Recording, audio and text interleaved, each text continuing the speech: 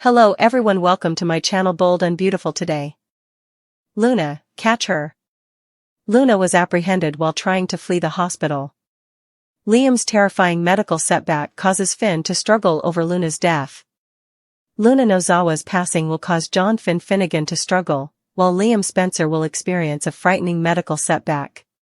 Sheila Sharp will regret not being able to assist Luna in accepting her second opportunity while she is in the hospital.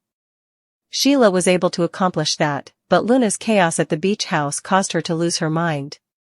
Deacon Sharp will understand how difficult this is for Sheila, even if he clearly didn't like Luna and all the horror she inflicted.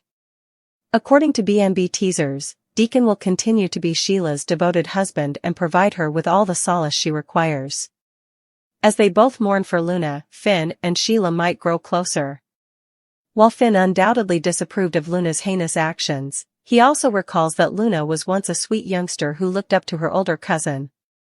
Naturally, Finn would undoubtedly reflect on the years he lost with Luna after learning that he was her biological father.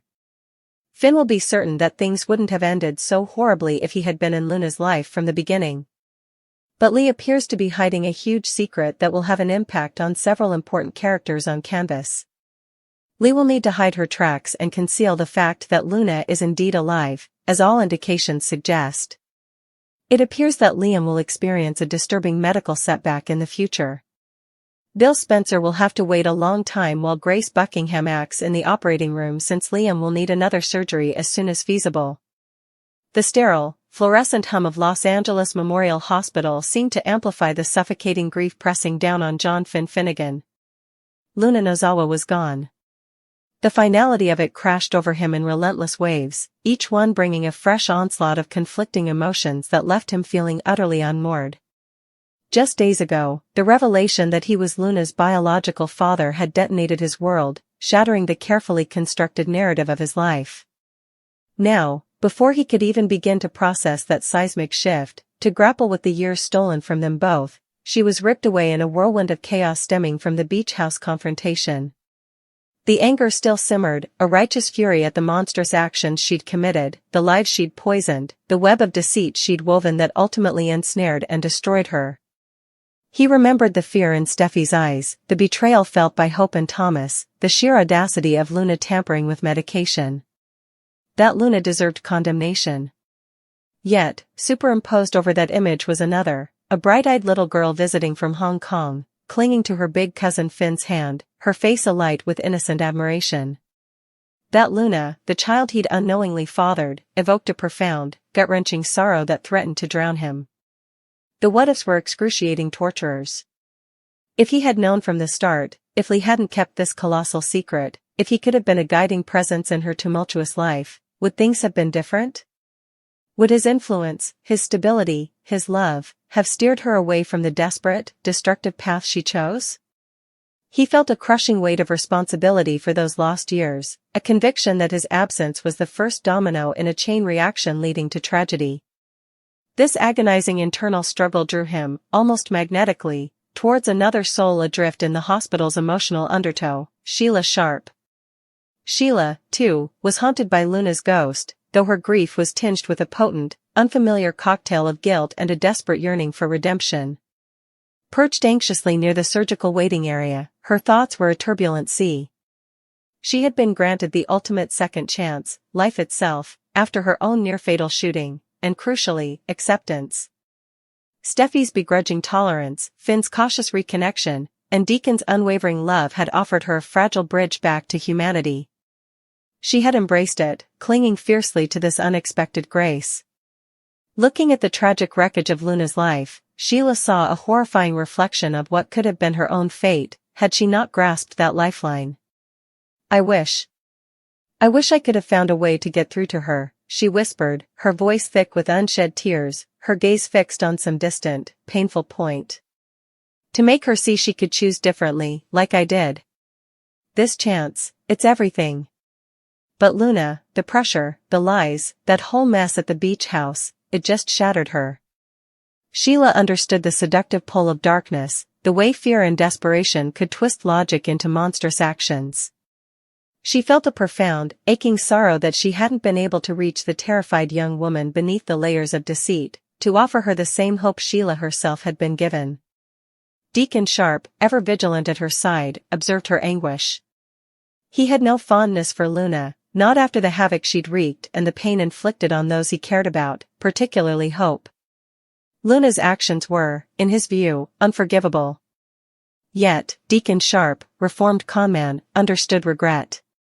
He saw the raw pain etched on Sheila's face, the genuine mourning for a lost possibility, and recognized the depth of her struggle. Without judgment, he slipped a steadying arm around her shoulders, his presence a solid anchor.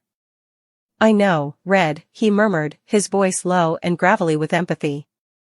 "I know it's hard. Doesn't matter what she did right now. You're hurting." True to his role as her supportive husband, Deacon became her fortress, offering silent strength and whispered comfort, a bulwark against the storm of her emotions. In this shared space of sorrow, Finn found himself drawn to Sheila. Their history was complex, fraught with betrayal and violence, but the shared loss of Luna, Finn as the father discovering his daughter only to lose her, Sheila as a flawed woman seeing a path she narrowly avoided, created a fragile, unexpected bond. They didn't need many words. Their shared glances, the heavy sighs, the quiet acknowledgement of profound regret spoke volumes. Finn saw in Sheila's grief a mirror to his own complicated pain, a pain that transcended their tumultuous past. He could condemn Luna's actions while simultaneously mourning the innocent child she once was and the broken woman she became, just as Sheila could lament the lost opportunity to guide her while acknowledging the horror Luna unleashed. This complex duality bound them in the hushed, sterile limbo of the hospital corridor.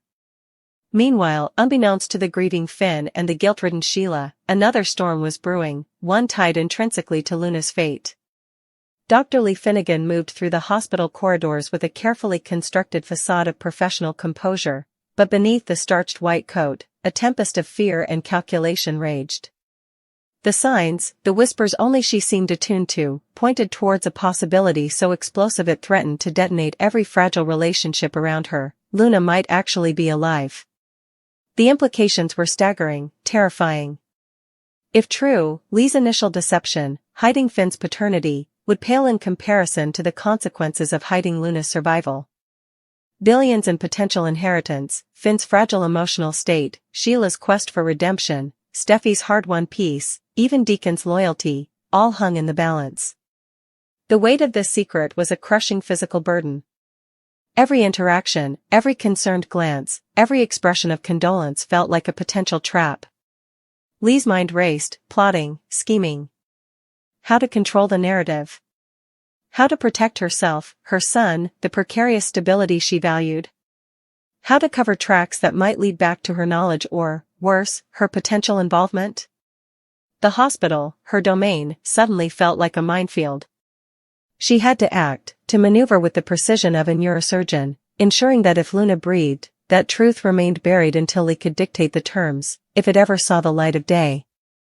The secret wasn't just a burden, it was a live wire, capable of electrocuting everyone it touched, and Lee was desperately trying to insulate herself while holding on to the fraying ends. This atmosphere of hidden truths and palpable grief was violently shattered by a new crisis erupting just floors away. Liam Spencer, recovering from recent traumatic injuries, suffered a terrifying and unforeseen medical setback. What should have been a steady path to recovery veered dangerously off course. Pain, sharp and alarming, lanced through him, accompanied by plummeting vital signs and the frantic beeping of monitors. His condition deteriorated rapidly, a chilling reversal that sent nurses and doctors scrambling. The diagnosis was swift and grim: internal complications, likely bleeding or obstruction, demanded immediate intervention. He needed another surgery, and he needed it now. The news hit Bill Spencer like a physical blow. Leaning heavily against a cold hospital wall, the usually indomitable mogul looked suddenly old and vulnerable. His son, his often troubled but deeply loved son, was being wheeled back into the uncertain void of the operating room. The difficult waiting game he thought was nearing its end had just reset with higher, more terrifying stakes. Helplessness washed over him, a feeling he despised. All his wealth, his power, his influence meant nothing in this sterile, antiseptic purgatory.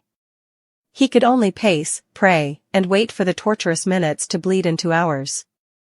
His gaze was fixed on the operating room doors, behind which Dr. Grace Buckingham, a skilled and steady presence, was once again taking decisive action. Grace moved with focused urgency in the OR, her hands steady but her mind acutely aware of the high stakes. This wasn't just another procedure, it was Liam Spencer's life hanging in the balance, and the ripple effects of failure would devastate his family, including Steffi and the children Bill adored. The bright lights of the OR illuminated the tense concentration on her face as she worked to correct the unseen damage, to stem the internal tide threatening Liam's survival. Every second counted, every decision carried immense weight. Back in the waiting area, Bill's anxiety was a tangible force, a counterpoint to the heavy sorrow surrounding Finn and Sheila.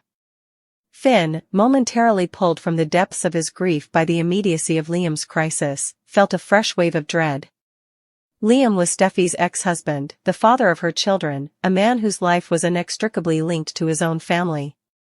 Another tragedy looming felt unbearable. Sheila, too, registered the commotion, a reminder of the constant fragility of life in this place, reinforcing her own desperate gratitude for her second chance, a chance Luna never truly grasped, a chance Liam was now fighting desperately to keep. The hospital held them all captive, Finn drowning in regret and paternal grief over a daughter lost just as he found her, Sheila wrestling with guilt and the ghost of her own potential downfall while clinging to Deacon's steadfast support, Bill paralyzed by fear for his son's life as Grace battled unseen enemies beneath the surgical lights, and Lee, the silent, terrified architect of a potentially earth-shattering secret about Luna's fate, moving like a ghost among them, her every step shadowed by the devastating truth she alone might carry. Grief, fear, guilt, and the terrifying specter of hidden realities intertwined, creating a suffocating tapestry of human struggle within the gleaming, impersonal walls of the hospital, where every beep of a monitor echoed the fragile, frantic beating of their collective hearts. Does Dollar Bill cut off Luna? After being shot in the chest, Luna Nozawa is fighting for her life in the hospital. Thanks to Luna, Liam Spencer is critically ill and one door down. And chaos is on the verge of breaking out. Bill Spencer will soon receive the startling news and head straight to the hospital. According to all B&B leaks, Dollar Bill is going crazy about the double shooting of his son and phony daughter. Read on for all the specifics of what will happen next on the CBS soap opera Spirals of Bill Spencer. Bill Spencer will be overcome with guilt when he learns that Luna Nozawa shot his son and may have killed him. He has already been named the public enemy #1 by the Forresters for securing Luna's release from prison and pardon. Will Spencer Jr., Bill's own son, even accused his father of releasing a sociopath? Bill is currently suffering and may lose Liam as a result.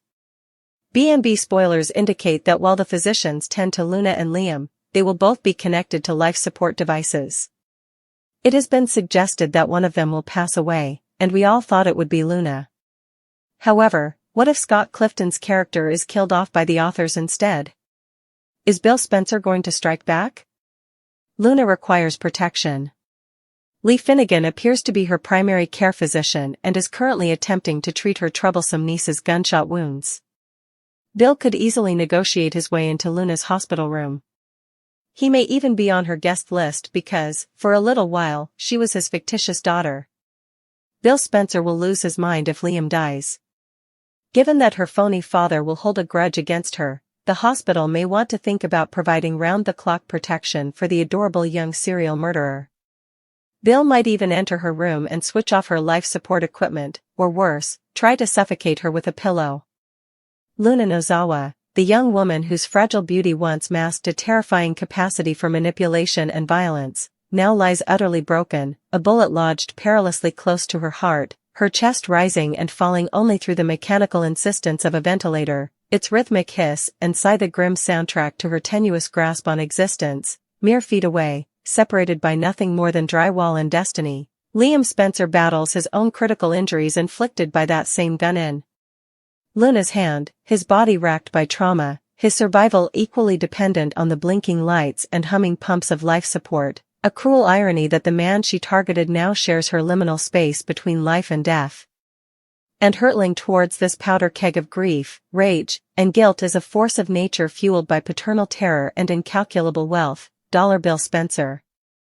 The news, when it inevitably shatters the controlled chaos of Spencer publications, will detonate within Bill like a neutron bomb, obliterating reason and leaving only a scorched landscape of primal fury and devastating remorse. Every spoiler, every whispered rumor on the CBS soap opera circuit, screams of Bill's imminent, catastrophic spiral, a descent triggered not just by the near loss of his son, but by the agonizing realization that he, William Spencer Jr., architect of empires and manipulator of men, is the unwitting architect of this nightmare, having wielded his power and influence to spring Luna from prison, to secure her pardon, absolving the very viper who has now potentially delivered a fatal strike to his own flesh and blood. The Forresters, led by a vengeful Ridge and a shattered Steffi, have already painted a target on Bill's back, branding him public enemy number one for unleashing Luna upon them all. His own son, Will Spencer Jr., a voice choked with betrayal and fear, laid the blame squarely at his father's feet, accusing him of freeing a sociopath whose path of destruction was terrifyingly predictable. Now, the chickens have come home to roost with devastating finality, and the price Bill faces is the ultimate one, the potential extinguishing of Liam's light, the loss of the son whose complicated life Bill has meddled in, fought for, and loved with a fierceness that defies his often ruthless exterior. The spoilers confirm the grim tableau, both Luna and Liam tethered to the cold embrace of machines, their vital signs flickering on monitors watched by anxious medical teams, bodies broken while doctors wage a desperate, silent war against mortality in sterile rooms bathed in fluorescent light. The rumor mill churns relentlessly, whispering of one life inevitably ebbing away, and while conventional wisdom, perhaps wishful thinking born of horror at Luna's actions, pointed towards her demise, a terrifying new possibility now claws its way into the collective consciousness of Genoa City. What if the writers, in a brutal twist designed to shatter viewers and characters alike, choose to kill off Scott Clifton's Liam Spencer instead? The question hangs in the air, thick and suffocating. Will Bill Spencer retaliate? The answer, fueled by unimaginable grief and a lifetime of wielding power without consequence, seems terrifyingly inevitable, transforming the hospital from a place of healing into a potential hunting ground. This terrifying prospect makes the current lack of security around Luna Nozawa's room not just an oversight, but a catastrophic vulnerability.